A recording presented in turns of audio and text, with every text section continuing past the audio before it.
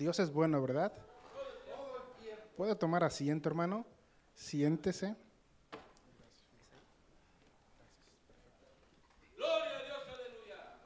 ¿Estamos listos, hermanos, para estudiar la palabra de Dios?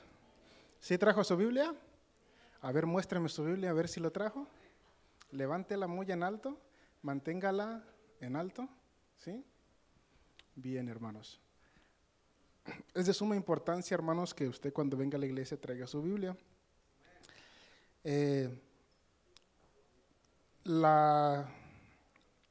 Bueno, también tenemos el recurso de tenerlo en digital, ¿verdad? Si no hay otra opción, es válido que también usted la tenga en digital. Solo no queremos perder la buena costumbre de traerlo en formato físico, amén. Para mí, en formato digital es la última opción. No es lo mismo, muy personalmente, no es lo mismo leer y estudiar la Biblia en formato físico que en digital. Pero también es uno de los recursos que tenemos, amén. Ahora es muy importante que también hagamos uso de ella, ¿verdad? Ya que la Biblia dice que no solo de pan vivirá el hombre, sino de toda palabra que sale de la boca de Dios. ¿Cómo nos alimentemos espiritualmente? A través de su palabra, amén. Ábrala por favor en el capítulo 16 de Salmos 16, y vamos a leer el versículo 1 para tenerlo como base de todo lo que vamos a hablar en esta noche, hermanos. Estamos a buena hora, tenemos tiempo, tenemos 3 horas y media, así que sí tenemos mucho tiempo. ¿Ya está ahí en Salmos 19? 19. Sí, no fui yo, ustedes se equivocaron. No escucharon bien. Salmos 19, por favor. ¿Lo tienen, hermanos?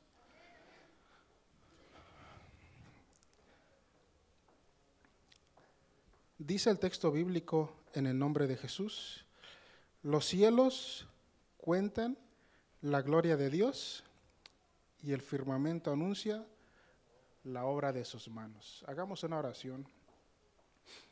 Señor, ya estamos aquí, Padre, estamos presentes. Ya se ha llegado el momento de estudiar tu palabra, Padre. Creemos la importancia, Señor, de estudiarla, de alimentarnos espiritualmente, Señor, pues tu palabra dice que no solo de pan vivirá el hombre, sino de toda palabra que sale de la boca de Dios. Señor, que en este día, Padre, en este momento, que tu palabra sea viva y eficaz en nuestros corazones el día de hoy, Señor, y que produzca, Señor, en nosotros para edificación, Señor, de nuestro espíritu y de nuestra alma, Señor, ya que anhelamos conocerte mejor a través de tus escrituras, Padre. Te ponemos este estudio en tus manos. Le pedimos a tu Espíritu Santo que tome el control de nuestras mentes y del ambiente, Señor, como siempre lo ha hecho, Padre. En tus manos encomendamos nuestra vida, Padre, y toma control de ella y del tiempo, porque te lo pedimos en el nombre de Jesús. Amén. Estoy un poco malito, hermanos, un poco enfermo de la garganta, un poco de resfriado. El hermano Joel me preparó un buen tecito hace rato y así me va a hacer sudar el té, hermano. Así que no es porque estoy nervioso, sino el té me va a hacer sudar mucho.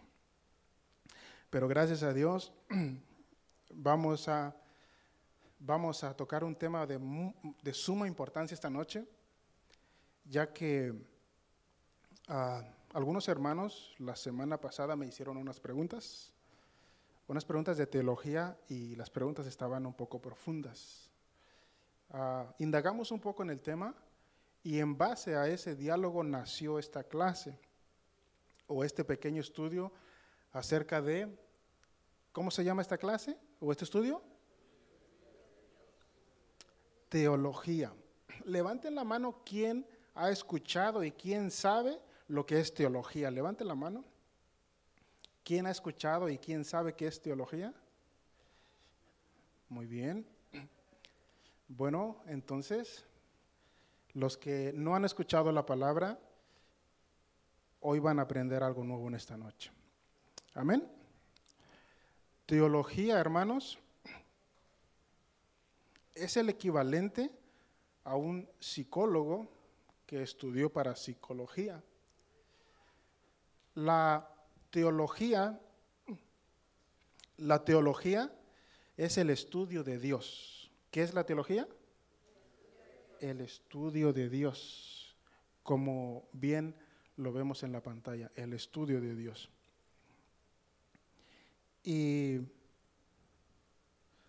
nosotros conocemos a Dios a través de la revelación que se nos fue dada. Y la revelación que se nos fue dada, solamente se nos ha dado un grado de revelación para conocer un poquito de Dios. Porque nuestra mente no tiene de la capacidad para conocer a Dios en su plenitud. Es como un granito de arena, es la mente del ser humano comparado a todo una, ¿cómo se llama el resto? Las arenas del mar. Entonces, en esta noche vamos a tratar de conocer un poco de Dios. ¿Amén? Y cuando hablo de Dios, me estoy refiriendo a Dios el Padre. Porque de Jesucristo tenemos una idea más o menos de lo que es el Hijo y el Espíritu Santo. Pero en cuanto al Padre, es un poco difícil, complicado adentrarnos en esos temas porque son profundos, hermanos. Así que no se distraiga, sígame con mucho cuidado para que usted pueda entender la clase de esta noche. ¿Sí me va a seguir con mucho cuidado? ¿Me promete que no se va a dormir en la clase? ¿No va a estar en su teléfono? ¿No va a estar hablando con su vecino? Bien, sígame. Entonces, la teología, dijimos que la teología es el estudio ¿de quién? De Dios. La teología estudia a Dios. Por ejemplo, la psicología estudia la mente, la psique, ¿verdad? La antropología estudia al hombre, al ser humano. La zoología también tiene, cada rama del conocimiento tiene su área específica, hermanos, para estudiar. En este caso, la teología estudia a Dios, al Dios de la Biblia. Bien, pues esta palabra, teología, está compuesta por dos palabras griegas. El Nuevo Testamento se escribió en el idioma griego. Entonces, esa palabra está compuesta, el término está compuesto por dos palabras griegas. La primera es theos. ¿Cómo es? Theos. ¿Y qué significa theos? Dios en griego. Y la segunda palabra es logos. Logos. ¿Y qué significa logos? Estudio de. Entonces, si unimos las dos palabras teología, entonces es el estudio de Dios. Ya estamos claros, ¿verdad? ¿Aprendimos algo nuevo? Bien, apagamos las luces y nos vamos. No es cierto, hermanos, es broma. Entonces, la teología es el estudio de Dios. Ahora, la teología es como un gran árbol. Y un árbol tiene muchas ramas. Y la teología también tiene muchas ramas específicas. Algunos comparan a la teología como un gran edificio. Y un edificio tiene muchos cuartos, muchas habitaciones, muchas puertas. La teología tiene muchas ramas para el estudio.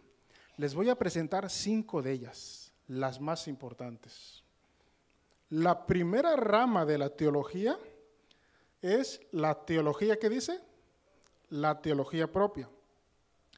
Y la teología propia se encarga a estudiar exclusivamente a Dios el Padre, la primera persona de la Trinidad. La teología propia estudia a Dios el Padre. Amén. La segunda es la cristología. La cristología es otra rama de la teología, y esta área o esta rama estudia, ¿a quién estudia? A Dios el Hijo, la segunda persona de la Trinidad. La tercera rama de la teología es la neumatología. La neumatología estudia a la tercera persona de la Trinidad. ¿Quién es la tercera persona de la Trinidad? El Espíritu Santo. Siguiente.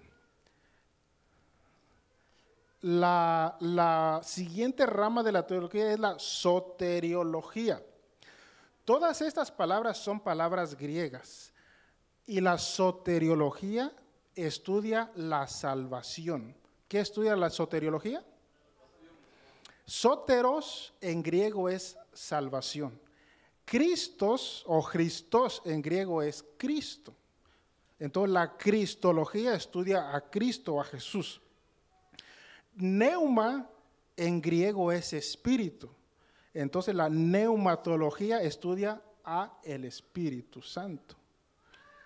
Y finalmente la eclesiología estudia a la iglesia. Eclesia en griego es iglesia, asamblea, reunión, congregación.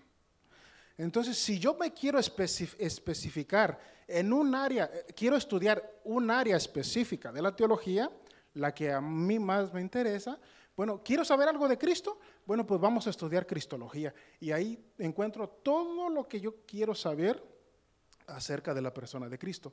O esta semana quiero estudiar quiero estudiar un poco del Espíritu Santo.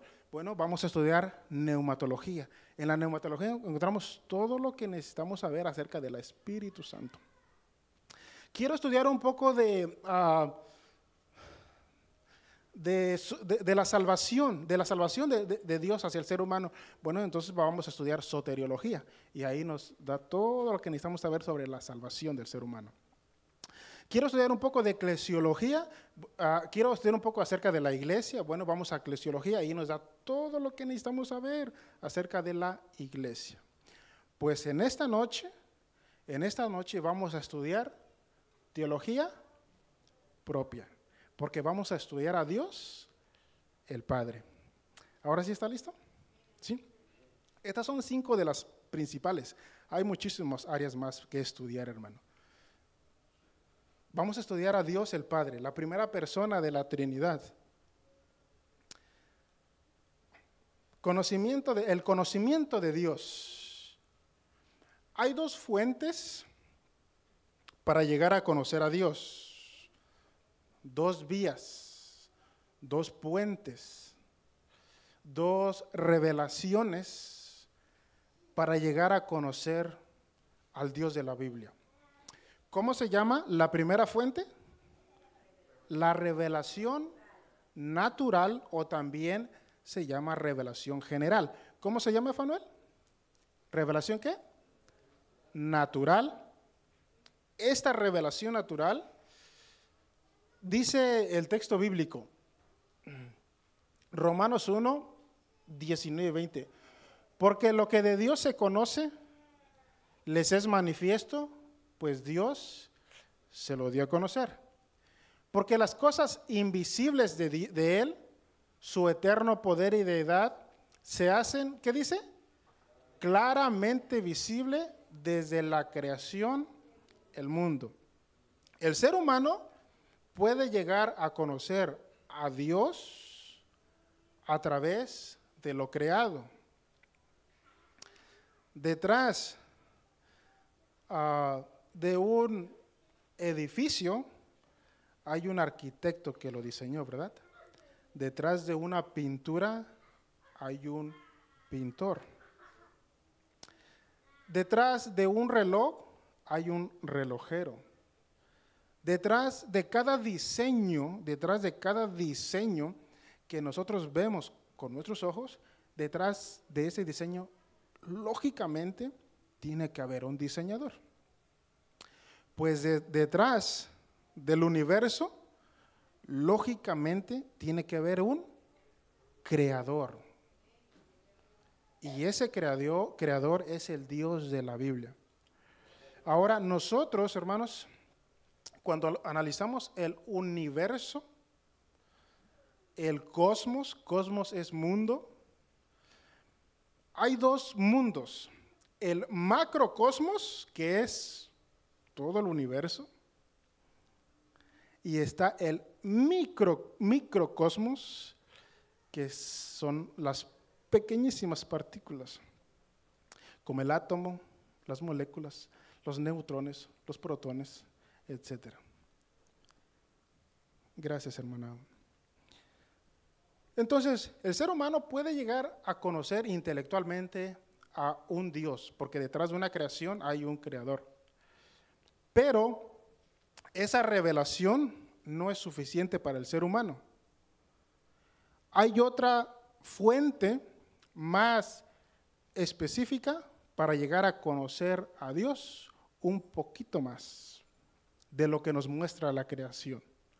¿Cuál es esa segunda fuente? La revelación especial. Y la revelación especial se da a conocer a través de la Biblia y a través de Jesucristo.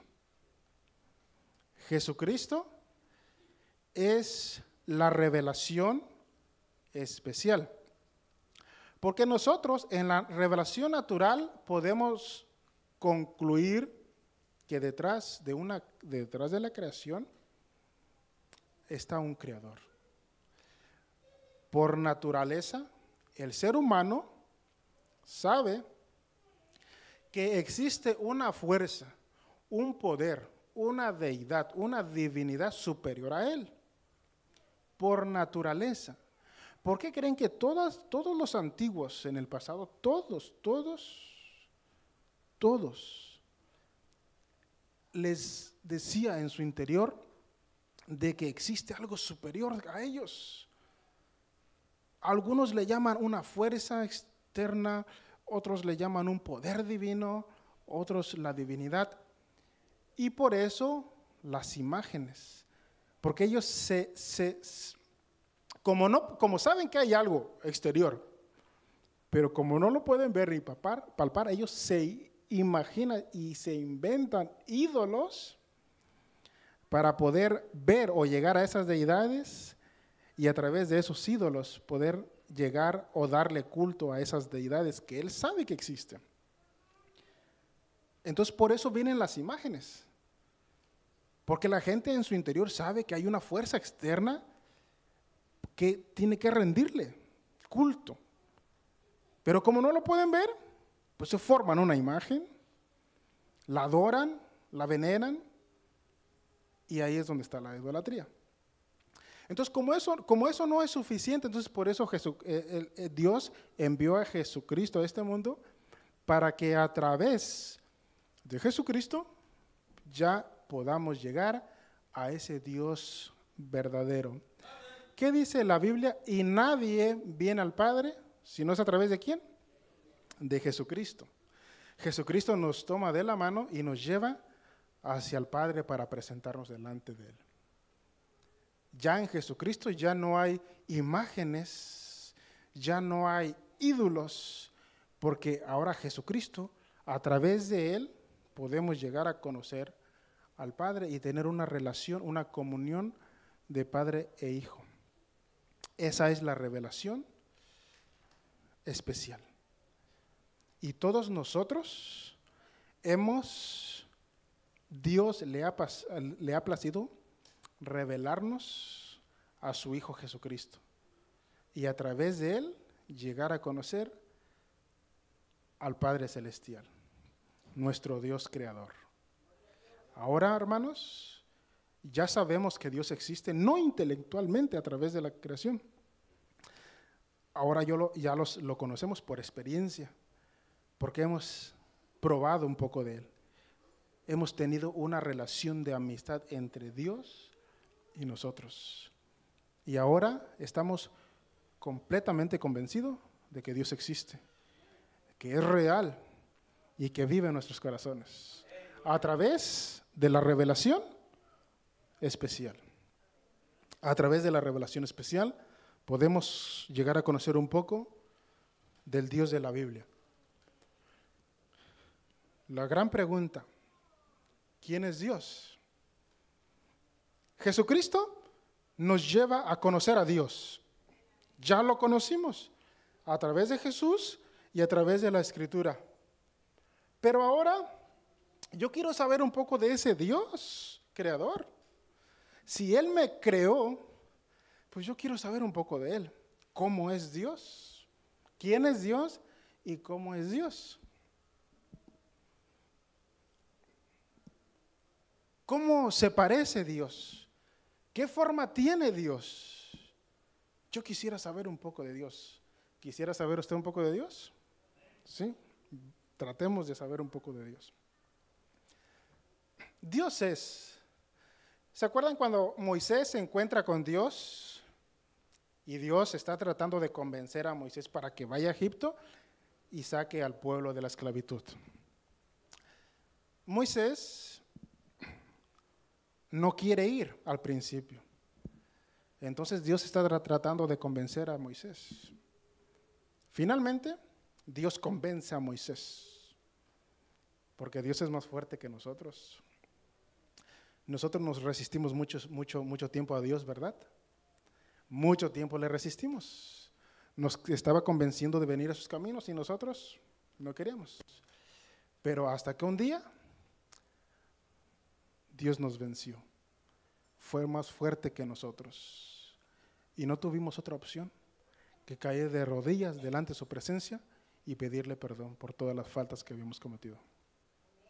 Dios fue más fuerte que nosotros y Dios nos venció y ganó la batalla, porque Él nunca ha perdido una batalla. Él es el victorioso, hermanos, el poderoso Dios de Israel. Finalmente Dios convence a Moisés y Moisés dice: bueno, voy a ir donde Faraón y donde el pueblo, pero si me preguntan ¿quién te envió?, ¿qué le digo? ¿Cómo te llamas? Porque ellos me van a preguntar de ti. Entonces Dios se da a conocer. Eso es bien interesante. Y respondió Dios a Moisés: yo soy el que soy. Y dijo: así dirás a los hijos de Israel: yo soy, ¿qué dice? Me enviará a vosotros. ¿Cómo se llama Dios? Yo soy. Ahora, Moisés y Dios tuvieron el diálogo en español, en inglés, no, ¿verdad? En hebreo, ¿verdad? Tuvieron ese diálogo. Yo soy es el significado en español. Es el significado en español. Pero en el hebreo, el nombre de Dios consta de 4 consonantes. Porque en el idioma hebreo no existen las vocales. Al menos en el griego antiguo no existían las vocales. A, E, I, O, U. Entonces, el nombre de Dios consta de 4 consonantes. Pero para que se pueda decir una palabra, necesita de vocales. Pero el idioma hebreo no tiene vocales. Entonces, ¿cómo se pronuncia, cómo se dice el nombre de Dios si no tiene vocales? Para darle una pronunciación, le tuvieron que agregar algunas vocales. Y algunos llegaron a la conclusión de que el nombre de Dios es Yahvé, porque le agregaron la A y la E, o Yahweh, o Jehová, o Jehová. Pero en realidad, el nombre de Dios no tiene pronunciación. Nadie puede pronunciar el nombre de Dios.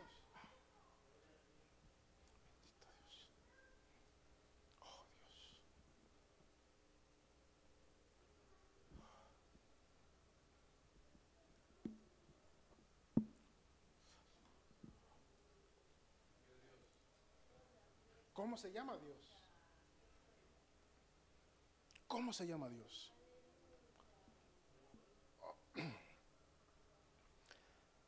Algunos estudiosos de la Biblia, los rabinos, los sabios, ellos dicen que el sonido de estas 4 consonantes lleva un sonido al ejercicio que nosotros hacemos cuando respiramos.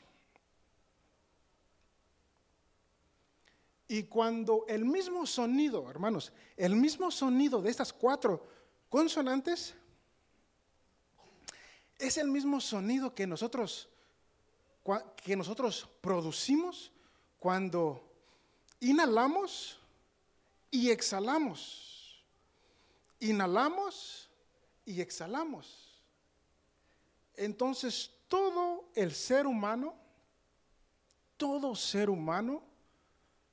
pronuncia a Dios a través del ejercicio de su respiración, mientras inhalamos y exhalamos.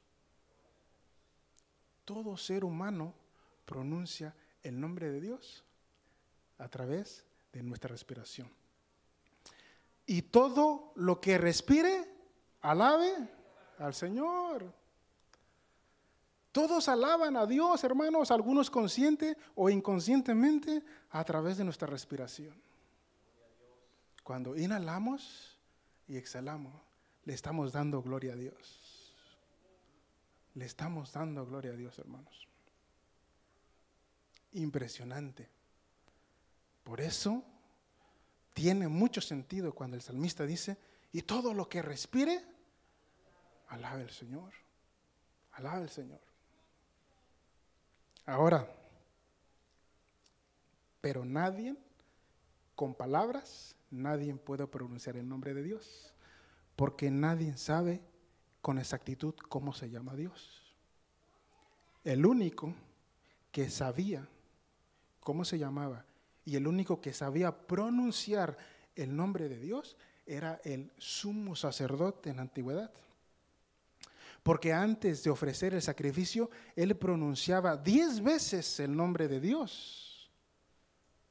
El único que sabía pronunciar el nombre de Dios.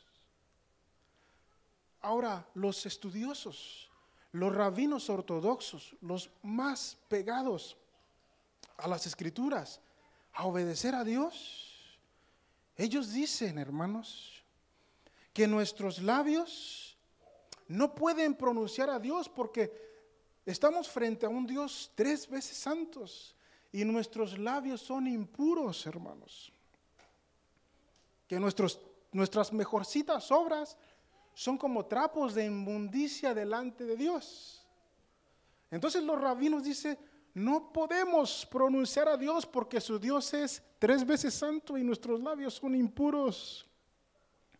No somos dignos de pronunciar el nombre de Dios porque su nombre es tan santo, santo, santo. Y nosotros, nuestros labios, nuestras palabras, nuestras obras son impuras.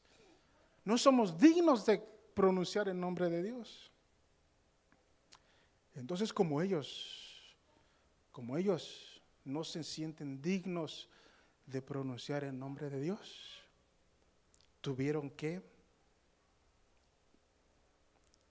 inventarse algunos derivados. A Dios le llaman por Adonai.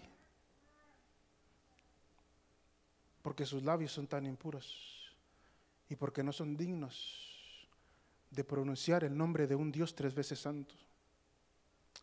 Entonces por eso le llaman Adonai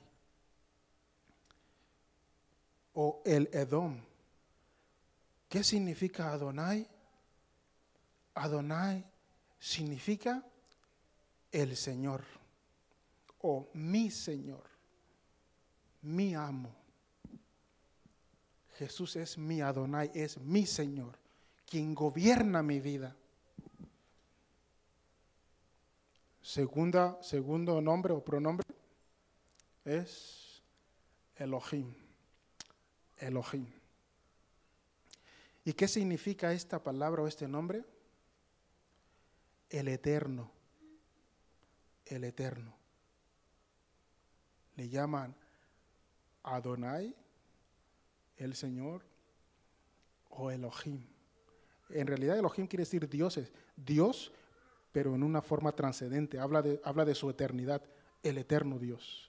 Por eso los rabinos le llaman el Eterno en español, la traducción en español, el Eterno, o Adonai, el Señor. Y la tercera palabra para referirse a Dios es la palabra Hashem. Hashem.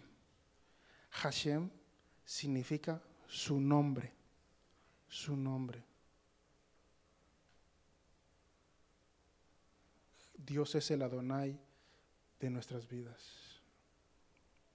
No somos dignos de pronunciar el nombre de Dios porque Él es 3 veces santo y nosotros somos 3 veces pecadores.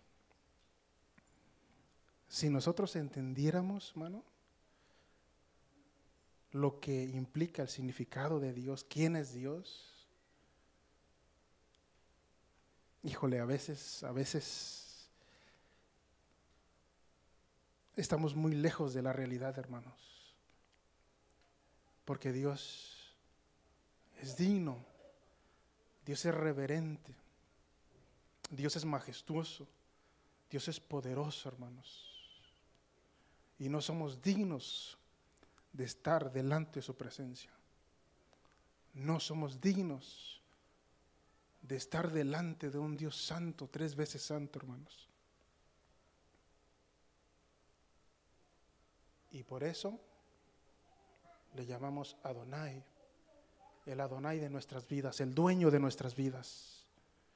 Le llamamos Elohim, el Dios eterno, o Hashem, que hace referencia al nombre de Dios, a su verdadero nombre. Así que Dios, hermanos, Dios es punto y aparte. Dios es diferente, es único, hermanos. Pero avancemos. Conozcamos un poco de Dios. El Dios que nos creó a su imagen y semejanza. Y la teología propia nos da algunos atributos, nos enseña algunos atributos de Dios. Nosotros tenemos características, Dios tiene atributos. Y uno de los atributos de Dios es su eternidad. Él es eterno. Él es eterno. Ahora, hermanas, ¿cómo definimos nosotros eternidad? Porque eternidad significa no principio y no fin.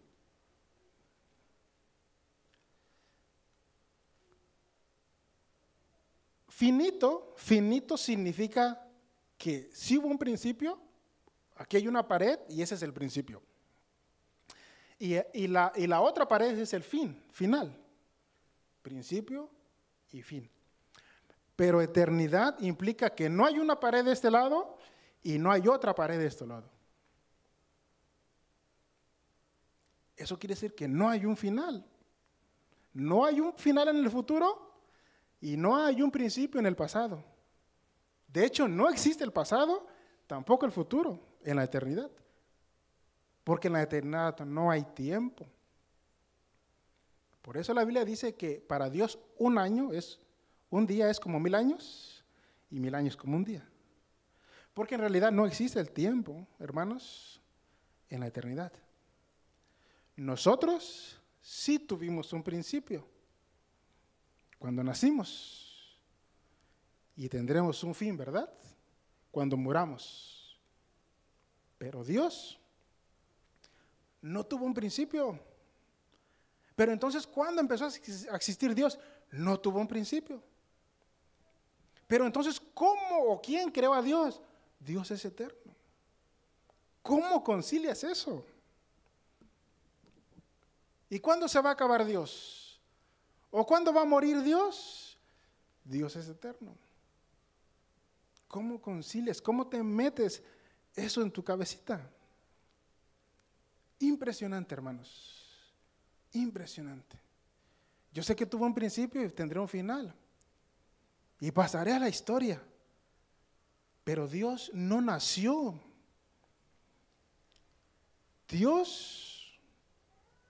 A Dios no le pasan los años.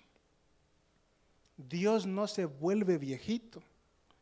A Dios no le crecen las canas. Dios no muere porque Él es eterno. Él vive por los siglos de los siglos. ¿Te das cuenta? ¿Te das cuenta cómo metemos eso, hermano, en nuestra cabeza, en nuestro intelecto? Dios es subsistente. ¿Qué quiere decir eso?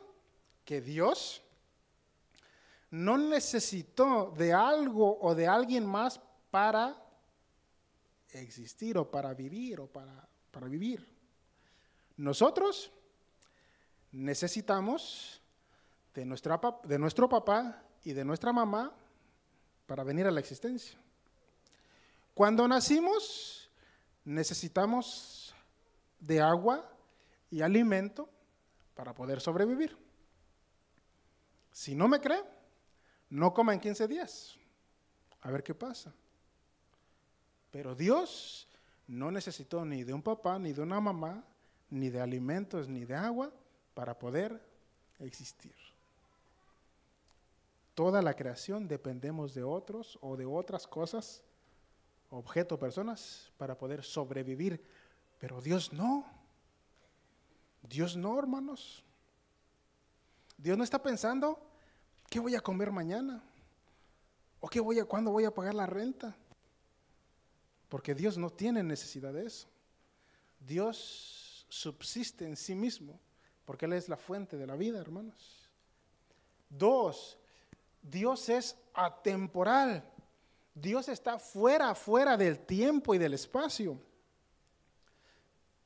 Esto es el tiempo y el espacio y la materia, y Dios está afuera, eterno, en la eternidad. Dios no es que algún día dejará de existir Dios. Él es atemporal, hermanos. Nosotros, en los próximos 200 años, pasaremos a la historia y nadie se acordará de nosotros. Quedaremos en el olvido. Pero Dios no. Dios se recordará su nombre por los siglos de los siglos, porque es atemporal. ¿Cuántos años va a vivir? ¿80, 100 años? Lo máximo, pero después de 200 años, 300 años, 400 años, 500 años, nadie se acordará de usted. Pero Dios no, porque Él es atemporal. Dios es inmutable. Quiere decir que Dios no cambia, que Él es el mismo de ayer, hoy y por los siglos de los siglos. Nosotros ya no somos los mismos de hace 20 años. Ya cambiamos. Cambió nuestra apariencia. Cambió nuestro físico. Ya no tenemos la juventud que teníamos antes. Ya no tenemos la sabiduría que tenemos antes. Ya no tenemos la fuerza que tenemos antes. Eso es para los adultos, ¿va? Y los ancianos. Los jóvenes, que no se jacten, Porque su juventud, su belleza, su fuerza, no les durará más de 30 años, 15 años, 20 años, 30 años. Porque estamos sujetos a cambio, a deterioro, hermanos. Pero Dios no, Dios es inmutable. Él es el mismo de ayer y hoy y por los siglos de los siglos. ¿Acaso no es sorprendente nuestro Dios, hermanos? Dios no es como nosotros, que hoy decimos una cosa y mañana, pues dice mi mamá que mejor siempre no. ¿Cómo es el dicho? Dice mi mamá que siempre no. O dice mi mamá que no está. Dios es inmutable. Lo que dice, Dios lo cumple. Dios lleva a cabo sus promesas. Nosotros no. Prometemos y no cumplimos. Ya parecemos políticos, pero Dios no es político. Él es inmutable. Bendito sea Dios. Y como Dios es inmutable y Él no cambia, a Dios no se le puede sobornar, ni alcahuetear, ni darle por debajo de la mesa unos cuantos dólares para cambiar de opinión. A Dios no se le soborna. Por eso yo confío en el Señor, porque Él es digno de confianza, hermanos. No he conocido un ser humano a quien Dios le haya defraudado o le haya quedado mal. Bendito sea Dios. ¿Es Dios digno de confianza, hermanos? ¿Proyecta a Dios seguridad en nuestras vidas? En su totalidad. En su totalidad. Dios es increado. ¿Quién creó a Dios? Dios es un ser increado. Porque si hubiera un Dios superior al nuestro que creó a nuestro Dios, bueno, yo haría la misma pregunta a esa persona que me hizo esa pregunta. Si hay un Dios más grande que el mío, que creó a mi Dios, entonces yo te devuelvo la pregunta, ¿y quién creó a ese Dios que creó a mi Dios? Y entonces caeríamos en el mismo lugar, porque entonces tendría que haber otro Dios más grande para crear a ese Dios que creó a mi Dios. Pero la pregunta seguiría todavía en el aire. Es una cadena infinita. ¿Y quién creó a ese Dios que creó a mi Dios? ¿Y quién creó a ese Dios que creó a tu Dios que creó a mi Dios? Y así nos fuéramos sucesivamente.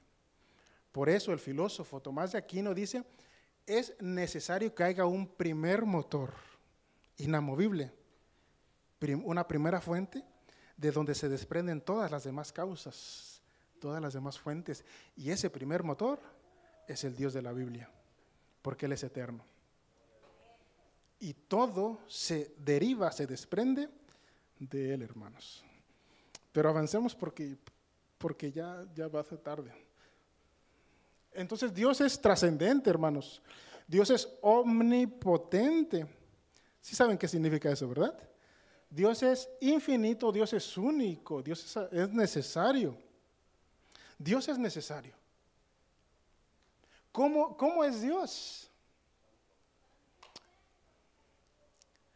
¿Cómo es Dios? ¿Dónde nos quedamos? ¿Qué le están haciendo? ¿Qué le estás haciendo, Fidel? ¿Ya te saliste, Benji? Benji, puedes... Bien, ¿dónde nos quedamos? Y ahí ya vimos eso, ¿verdad? ¿Ahí también? Sí, bueno, eso ya terminamos. Ahora, ¿cómo es Dios? ¿Cómo es Dios? Escuchen, esto también es bien importante. Dice Génesis 1:22. Y creó Dios al hombre, ¿a qué? A su imagen, a imagen de Dios. Eso quiere decir que nosotros nos parecemos a Dios, ¿verdad? Imagen hace referencia a que nos parecemos a Dios. Si nos parecemos a Dios o Él se parece a nosotros, sí, nos parecemos a Dios, pero no físicamente. Esa imagen hace referencia a lo espiritual. Dios ama y nosotros también amamos. Dios perdona y nosotros también perdonamos. Dios es misericordioso y Dios también nos ha mostrado que también nosotros podemos ser misericordiosos. No habla de la parte física, porque Dios, ¿qué es? Dios es. Estamos hablando de Dios Padre, no confundir con Dios Hijo, porque Dios Hijo sí tomó un cuerpo humano. Estamos hablando del Padre. Dios es espíritu, dice Juan 4:24, Dios es espíritu, y los que le adoran en espíritu y en verdad, es necesario que le oren. Entonces, un espíritu no tiene apariencia física. Dios dice que sus párpados nos examinan. Dice que la diestra de Jehová o la mano derecha nos ha sostenido. Dice que la tierra es el estrado ¿de qué? Pregunta, ¿tiene pies Dios? ¿Tiene brazos Dios? ¿Tiene ojos Dios? ¿Tiene nariz Dios? Dios no tiene ojos físicos. Dios no tiene pies. Dios no tiene pies, brazos, ojos físicos. Porque Él no es un ser físico, es un ser espiritual. Entonces, ¿por qué la Biblia dice que sus párpados o sus ojos están examinándonos y viendo? ¿O por qué dice que la tierra es el estrado de su pie, o su diestra, su mano derecha me ha sostenido? Bueno, esas figuras son, en la teología se llaman figuras antropomórficas. Dios usa formas o figuras humanas para darnos a conocer más o menos de lo que es Dios. Pero Dios es espíritu. Dios no tiene brazos físicos, Dios no tiene pies físicos. Entonces, ¿cómo nos ve? Dios. Por eso Él mismo dice, cuando enfrenta a sus adversarios, sus otros dioses, Él dice, tienen pie, pero no caminan. Tienen ojos, pero no ven. Tienen manos, pero no pueden palpar, no pueden tocar. Los otros dioses tienen ojos, pero no puede ver. Dios no tiene ojos, pero sí puede ver. Bendito sea Dios. Los otros dioses tienen pies, pero no pueden caminar. Dios no tiene pies físicos, pero sí puede estar en todo lugar al mismo tiempo, hermanos. Dios no necesita tomar un avión para irse de Estados Unidos a México, hermanos. Él es omnipresente, Él está en todos lugares al mismo tiempo. ¿Cómo explicas eso? ¿Cómo explicas eso? Que Dios ahora mismo está escuchando perfectamente lo que yo estoy diciendo.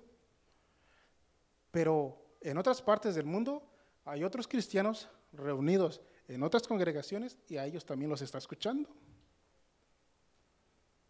Los está viendo. Cuando nosotros nos arrodillamos y oramos delante de Dios, escucha cada una de nuestras palabras. Nos escucha a todos y al mismo tiempo. Pero también los cristianos que se reunieron en Europa, en Inglaterra, en una pequeña congregación, ellos están de rodillas y también a ellos los está escuchando Dios. Al mismo tiempo a todos. ¿Se dan cuenta? La omnisciencia y la omnipresencia de Dios. Es impresionante. Nosotros no podemos estar en dos lugares al mismo tiempo, ¿verdad? O estamos aquí o estamos allá, ¿verdad? Pero Dios no. Nosotros no podemos escuchar al mismo tiempo a una persona que está aquí con nosotros y otra que está allá en México. No lo podemos escuchar al mismo tiempo. Pero Dios sí, hermanos. Porque Él es espíritu. Y Él, que lo llena todo en todo, está en todo lugar, al mismo tiempo, escuchando nuestras peticiones, nuestras rogativas, nuestras plegarias. Por eso cuando usted ora, debe de tener la seguridad de que Dios lo está escuchando, hermanos. Tiene que estar consciente de que sus palabras son oídas por Dios, porque Dios es omnisciente y omnipresente. Por lo tanto, cada una de sus palabras, ayer cuando se arrodilló en su habitación, llorando, orando y clamara, Dios tiene presente cada una de sus palabras que mencionó el día de ayer. Y si lloraste y si te entristeciste por algún detalle, la Biblia dice que Él enjugará toda lágrima. Bendito sea Dios. Todas lágrimas que ustedes han tirado mientras están de rodillas por alguna necesidad, Dios sabe y conoce que derramaste 37 lágrimas el día de ayer o la semana pasada por tu necesidad. Pero Él promete cambiar tu lamento en gozo. Póngase de pie, hermano. Es impresionante el Dios de la Biblia, hermanos. Es trascendente nuestro Elohim, nuestro Adonai, nuestro Hashem. El Dios de la Biblia, hermanos, es todo. Él lo llena todo en todo. Y en Él estamos completos y seguros. ¿Qué más podemos pedir, hermanos? Si el Dios de la Biblia, el Dios de Abraham, Isaac y Jacob, se ha revelado a nosotros, sus criaturas, hermanos. Y por si fuera poco, tenemos un gran sumo sacerdote que intercede por nosotros como abogado para llegar al Padre. Y una vez que Jesús nos toma de sus manos, podemos estar delante de su trono de gracia para alcanzar misericordia para el oportuno socorro. Señor, te damos gracias, Señor, por tu palabra. Gracias, Señor, porque te placiste revelarte a nosotros.